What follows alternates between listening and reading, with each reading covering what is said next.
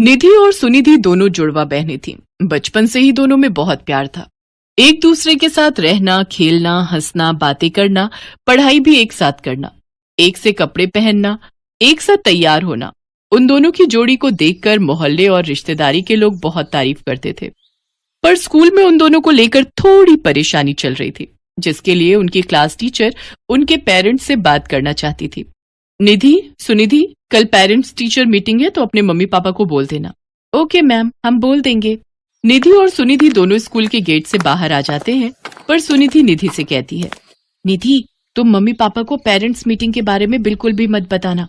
मुझे पता है मैम मम्मी पापा से हमारी क्लास अलग करने की बात कहेंगी। हाँ, तुम ठीक कह रही हो, ये तो मैंने सोचा ही नहीं। अगर हम दोनों की क्लास अलग अलग हो गई तो हम दोनों अलग हो जाएंगे। ठीक है, मैं मम्मी पापा को कुछ नहीं कहूंगी और तुम भी मत कहना। निधि और सुनिधि अपने मम्मी पापा को टीचर पेरेंट्स मीटिंग के बारे में नहीं बताती, पर एक दिन उनकी क्लास टीचर उनकी मम्मी को मार्केट में मिल जाती है और पेरेंट्स मीटिंग की बात करती हैं। तब उनकी मम्मी को पता चलता है कि काफी दिनों से टीचर उनसे मिलना चाह रही थी। आपको पता है इन दोनों की टीचर आज मुझे मिली थी, पर इन दोनों ने इसलिए नहीं बताया ताकि इन दोनों की क्लास अलग ना हो जाए।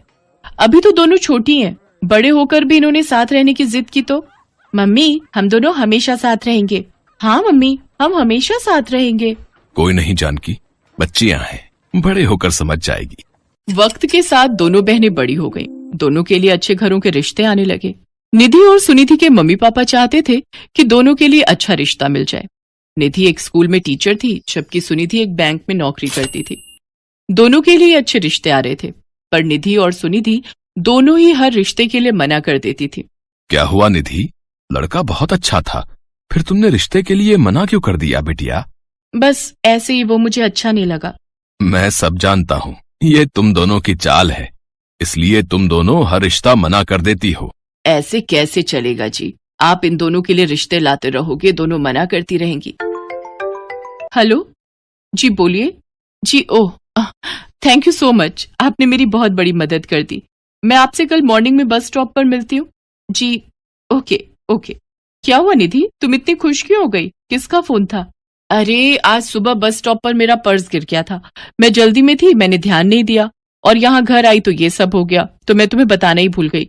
वो मेरा पर्स एक है जिनका नाम सौरभ है, उनको मिल गया है। उन्होंने मेरे कार्ड्स पर मेरा नाम देख लिया था, तो मुझे अभी भी कॉल किया है। कल सुबह वो मुझे बस स्टॉप पर मिलेंगे तो उनसे मैं ले लूंगी। ये तो बहुत अच्छा हुआ, वरना आजकल के जमाने में ऐसे लोग कहाँ मिलते हैं जो किसी का पर्स लौटा दे। अगले दिन निधि सौरभ से मिलती है। सौरभ उसे पर्स दे देता है। धीरे धीरे दोनों में अच्छी दोस्ती हो जाती है। निधि को सौरभ का स्वभाव बहुत अच्छा लगता था। एक दिन सौरभ ने निधि से कहा, अब निधि, मैं तुमसे शादी करना चाहता हूँ। मुझे तुम बहुत पसंद हो। सौरभ, मैं तुमसे शादी नहीं कर सकती। सॉरी, मुझे माफ करना। हम अच्छे दोस्त बनकर रह सकते हैं, पर शादी नहीं। पर निधि, कोई तो वजह होगी जिस कारण तुम मना कर रही हो। सौरभ, मैं वजह नहीं बता सकती। अच्छा, मुझे देर हो रही है, मैं चलती हूँ। निधि सौरभ को प्यार तो करती थी, पर वो सौरभ से भी ज्यादा अपनी बहन सुनिधि को प्यार करती थी। निधि सौरभ से शादी के लिए मना कर देती है और घर आ जाती है। कुछ दिन से निधि बहुत उदास थी। सुनिधि ये सब देख रही थी। निधि, तुम मेरे लिए अपने प्यार को क्यों छोड़ रही हो? तुम सौरभ से शादी के लिए हाँ कह दो। नहीं सुनिधि, हम दोनों बहनों ने हमेशा साथ रहने का वादा किया था, इसलिए हम अगर शादी करेंगे तो उसी घर में करेंगे जिस घर में जुड़वा भाई होंगे। हम जुड़वा बहनें उसी घर में शादी करके जाएंगे। अपनी बेटियों की बात उनके माता पिता सुन लेते हैं। वो दोनों चिंता में पड़ जाते हैं। निधि और सौरभ को मिले कुछ दिन बीत चुके थे। एक दिन निधि अपने कमरे में उदास बैठी थी, तभी उसके फोन पर सौरभ का कॉल आता है। सौरभ, मैंने तुम्हें मना किया था ना, मैं तुमसे शादी नहीं कर सकती, मेरी कुछ पर्सनल वजह है। निधि, मैंने तो तुम्हें इसलिए फोन किया है कि मैं तुम्हें बताना चाहता था कि मैं आज अपनी फैमिली के साथ लड़की देखने जा रहा हूँ। लड़की मुझे पसंद है और मेरी फैमिली भी उसे पसंद करती है। ओह अच्छा, तुम्हें वो लड़की पसंद है? चलो, अच्छी बात है। कॉन्ग्रेचुलेशंस। ओके, बाय, रखता हूँ। निधि की आंखों में आंसू आ जाते हैं। तभी उसकी मम्मी आवाज लगाती हैं, निधि बेटा, सुनिधि कब की तैयार हो चुकी है। बुआ जी के घर फंक्शन शुरू हो जाएगा और हम देर से पहुंचेंगे तो अच्छा नहीं लगेगा। माँ, मेरा जाना क्या जरूरी है? मेरी तबीयत ठीक नहीं है। निधि देख यार, पहले ही ये साड़ी बांधकर मैं दुखी हो चुकी हूँ, ऊपर से तू ड्रामे मत कर। जल्दी से तू भी ये साड़ी पहनकर तैयार हो जा। निधि और सुनिधि फंक्शन में जाने के लिए तैयार हो चुकी थी। तभी उनके पापा किसी के साथ घर में एंट्री लेते हैं। आइए आइए भाई साहब, आओ बेटा। और आप सबको घर ढूंढने में कोई परेशानी तो नहीं हुई? निधि देखती है उसके सामने सौरभ और उसकी फैमिली खड़ी है, पर सौरभ के साथ हूबहू उसका हमशक्ल एक और लड़का भी खड़ा था जो बिल्कुल सौरभ का जुड़वा लग रहा था। अंकल, ये मेरा जुड़वा भाई गौरव है, कल ही लंदन से वापस आया है। अच्छा अच्छा, जिनके बारे में तुमने बताया था। हाँ हाँ, नमस्ते अंकल। भाई साहब, हमें तो अपने दोनों बेटों के लिए जुड़वा लड़कियां मिल जाएंगी, ये हमने कभी सोचा नहीं था। बिल्कुल जी, दोनों बच्चियां कितनी प्यारी हैं। सौरभ बेटा, इनमें से निधि कौन है, मिलवा दो। अब तक निधि और सुनिधि कुछ भी नहीं समझ पा रही थी।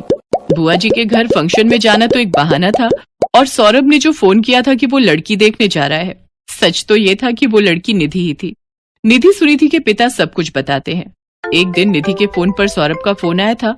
उस समय निधि वहां नहीं थी। निधि के पापा ने सौरभ का फोन उठा लिया था, तब इस बारे में कि निधि और सुनिधि जुड़वा बहनें हैं और वो जुड़वा भाइयों से ही शादी करना चाहती हैं। सौरभ को इस बारे में पता चला, और चांस की बात यह थी कि सौरभ और गौरव भी जुड़वा भाई थे। पर सौरभ और गौरव ने ऐसा नहीं सोचा था कि वो दोनों जुड़वा बहनों से शादी कर पाएंगे, पर शायद उन दोनों के संजोग ऐसे ही लिखे थे। सब लोग इस रिश्ते से बहुत खुश होते हैं। निधि और सुनिधि दोनों बहनें गले मिलती हैं। दोनों की खुशी का ठिकाना नहीं था। एक ही मंडप में निधि और सुनिधि दुल्हन बनती है और धूमधाम से दोनों जुड़वा बहनों की शादी दो जुड़वा भाइयों से हो जाती है।